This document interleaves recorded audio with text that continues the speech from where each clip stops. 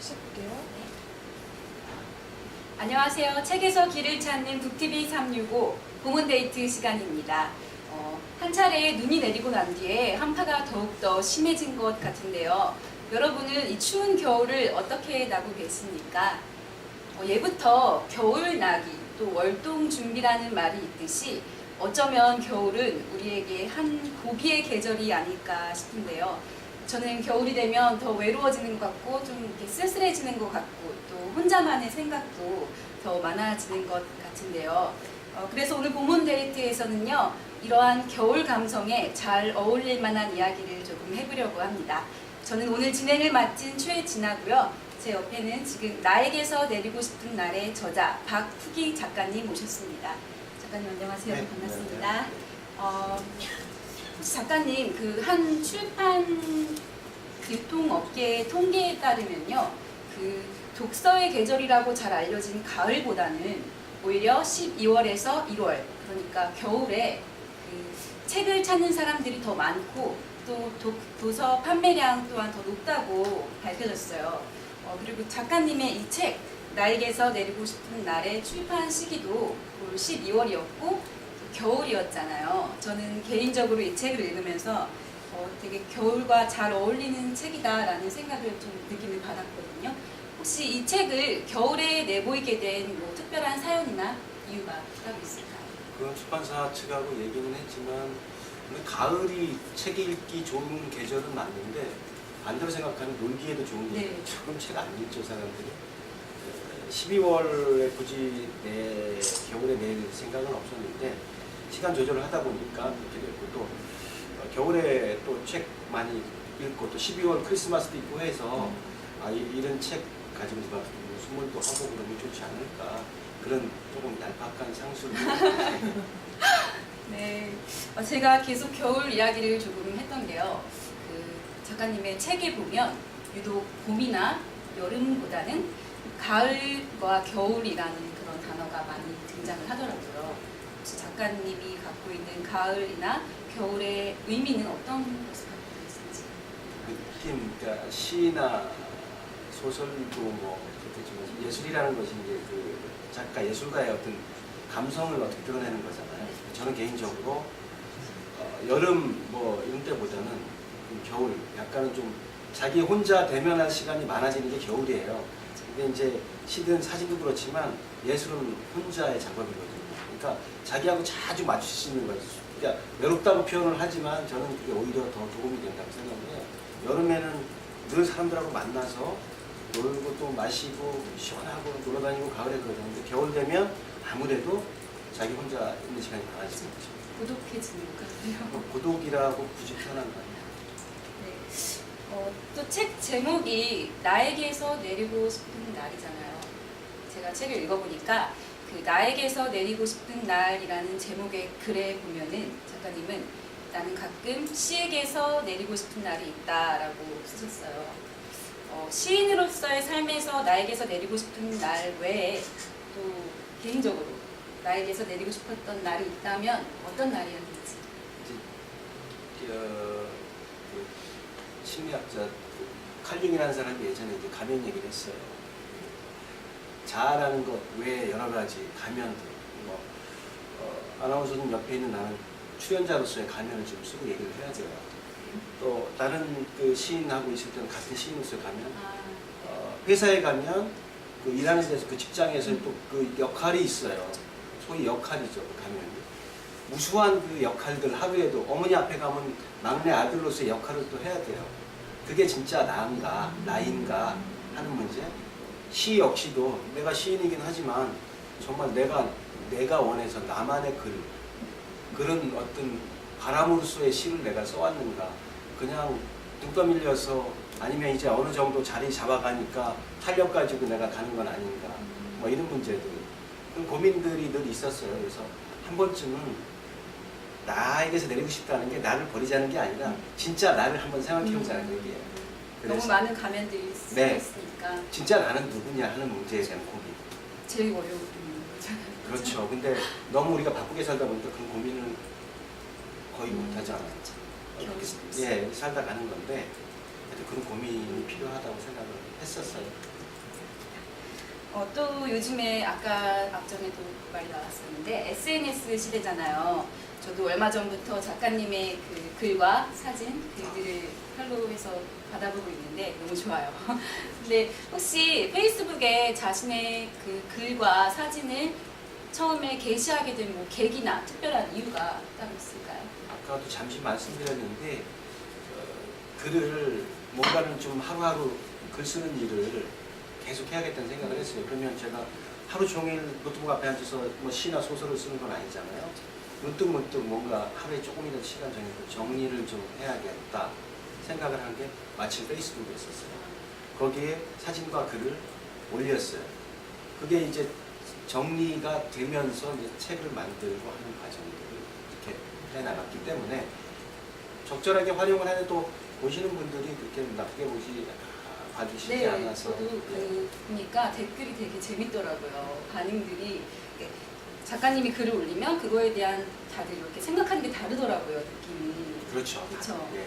그래서 재밌는 댓글들이 굉장히 많은 것 같습니다. 하여튼 이 시간을 빌려서 말씀드리면 제가 제 글에 댓글에 대해서 답을 못 드립니다.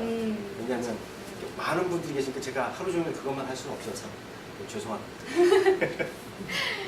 네, 또 작가님은 글쓰기 말고도 뭐 사진, 또 아까 뭐 노래, 기타, 음악, 또 뭐 무대 연출, 그림 뭐 이런 다양한 예술 활동 영역을 확장해 나가고 있다는 기사를 제가 본 적이 있어요. 혹시 그렇게 여러 가지 영역을 통해서 작가님이 궁극적으로 전달하려는 메시지가 따로 있으신지? 그러니까 제가 뭐 어떤 행위를 통해서 무슨 메시지를 거창하게 전달하고자 하는 생각은 없었고요. 다만 저는 즐겁고 재밌어요. 시인이라고 시만 하는 게 아니라 무대 연출도 몇 번 해봤는데 정말 재밌고 거기에 시적인 요소들을 집어넣을 수 있어서 너무 재밌었고, 또 연출뿐만 아니라 노래는 예전에 평택 기지촌에서 제가 살 때 그때 이제 음악다방 DJ 하면서 아르바이트 술값이 없어서 그래서 노래 통기타 했던 적이 있는데 오래전 얘기예요. 20살. 그래서 어쨌거나 장르 구분을 이렇게 너무 까다롭게 할 필요는 없다고 생각을 해요. 네, 앞으로도 다양한 네. 곳에서 뵐 수 있으면 좋겠어요.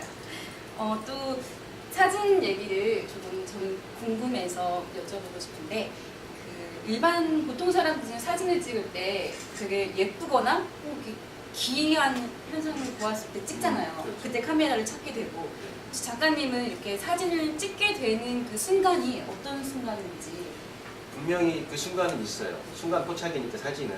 근데 물론 기이한 현상이나 어떤 것들, 쉽게 얘기해서 그런 것들, 나를 기다리고 있는 것은 누구한테도 다 기다리고 있어요. 다른 사람과 똑같은 위치에서 똑같은 생각으로 찍으면, 물론 똑같은 걸 찍어도 다르게 찍을 수는 있지만 거의 비슷한 느낌이 오는데, 아까도 말씀드렸듯이 그런 대상이 있다면 나는 어떤 식으로 바라볼 것인가. 연필이 있으면 대부분 이렇게 찍을 텐데, 이것도 연필인데 이렇게 한번 찍어보고. 그런 생각을 순간적으로 해요. 딱! 예, 그 순간 포착인데, 그거는 이제 글쎄요, 훈련이 된다고 되는 건지 감이 나름대로 있는 건지 잘 모르겠어요. 감인 것 같아요, 작가님 보니까. 네, 감도 필요할 것 같긴 한데 아마 그렇고 하고자 하는 노력도 더 필요할 것 같아요. 따로 사진 공부를 하진 않으셨다고 말씀하셨죠? 예, 제가 사진학과 다닌 건 아니니까요. 근데 그 기타의 공부는 나름대로 왜 안 했겠어요? 전문 촬영 기술 관련한 여러 가지 뭐 책을 봤죠. 근데 제가 보기에 무슨 노출이나 심도에 관한 문제, 아니면 셔터 속도 이런 기술적인 거는 카메라 몇 번 해보면 금방 알 수 있어요. 그 너머의 것은 책으로 보는 학습되어지는 게 아니거든요. 저는 책을 읽으면서 글도 너무 좋았지만 몇몇 사진에서 진짜로 감동을 좀 받았거든요. 약간 제가 겨울에 봐서 그런지 모르겠지만 겨울을 좋아하시죠. 그런 것 같아요. 그러니까 눈물을 나게 하는 사진이 몇 장 있었어가지고 네. 좋았어요. 네, 마지막 질문 드릴게요. 많은 사람들이 살다가 한 번쯤은 이 책의 제목처럼 나에게서 내리고 싶은 날이 있을 거예요. 작가님도 그렇게 말씀하신 것 같고, 그런 날을 맞이하게 된 이들에게 작가님만의 좀 특별한 충고나 혹은 위로 한마디 해주시면 내리고 싶다는 거는 자기 자신에 대해서 생각을 했다는 얘기거든요. 아무 생각 없이 살아가는 사람들은 그런 생각도 못해요. 현대인들이 바쁘니까. 근데 어머니 앞에 가서 어머니와 나와의 관계 내지는 친구 앞에 가서 애인 앞에 가서 직장 상사 앞에 가서 여러 가지 어떤 힘든 일이 있을 때 아 진짜 떠나고 싶다 내리고 싶다 그 생각이 들거든요. 그럴 때는 그 생각대로 살 수는 없지만 다양한 방법이 있을 거라고 생각을 해요. 떠날 수 있는, 내릴 수 있는. 그럼 내려요. 내리고 싶으면 내리는 거예요. 또 타야 되니까 어차피. 그렇죠. 내린다는 게 만약에 누가 나한테 힘들게 했을 때 그걸 해소할 수 있는 여러 가지 방법이 있겠죠. 그럼 자기만의 걸 찾아야죠. 내려야죠. 나만의 방법을 네, 찾아야겠죠. 그런 거 필요하다고 생각해요. 저는 가끔 그래서 일상적이지 않은 여기 이번 정류장에서 내리면 안 되는데 그냥 내려버릴 때가 있어요. 걸어가요. 그래서 생각도 좀 하고. 아무것도 아닌 것 같지만 큰 시간 차이는 없거든요. 아나운서님께서도 매번 아나운서 이제 뭐 하시는 분들 이제 발음 연습, 자세 뭐 이런 거 말씀하시잖아요. 그런 거 안 될 때 화나고 짜증나고 답답하잖아요. 그렇다고 계속 앉아서 그거 하면 될 것 같아요. 안 될 때가 많아요. 나가서 좀 걷다가 아니면 전혀 다른 거 아나운서하고 전혀 다른 일을 다른 막 하다가 들어오시면 더 잘 될 수도 있어요. 네, 나만의 방법으로 내리자. 네네. 네, 마치는 시간이 다 된 것 같은데 오늘 바쁘신 와중에 이렇게 자리해 주신 박후기 작가님 너무너무 감사합니다. 네, 초대해 주셔서 고맙습니다. 찰리 채플린의 명언 중에 이런 명언이 있습니다. 인생은 가까이서 보면 비극이지만 멀리서 보면 희극이다. 6년간의 마이너리그 생활 끝에 메이저리그에서 약 1,300억 원의 연봉에 성공한 추신수 선수가 요즘 연일 화제를 낳고 있는데요. 그의 인생을 좀 가까이서 보면 그가 마이너리그 때 흘린 땀방울이 지금 이 시점에서 이렇게 멀리서 한 발짝 뒤에서 보았을 땐 그를 성공으로 이끌어준 그의 소중한 자산이 아닐까 싶습니다. 우리 여러분들도 지금 겪고 있는 시련이 훗날 어떤 희극의 한 장면이 될 수 있다고 생각하시고 오늘 하루도 힘차게 시작해보시는 건 어떨까요? 지금까지 보문데이트 최진아였습니다. 시청해주셔서 고맙습니다. 네.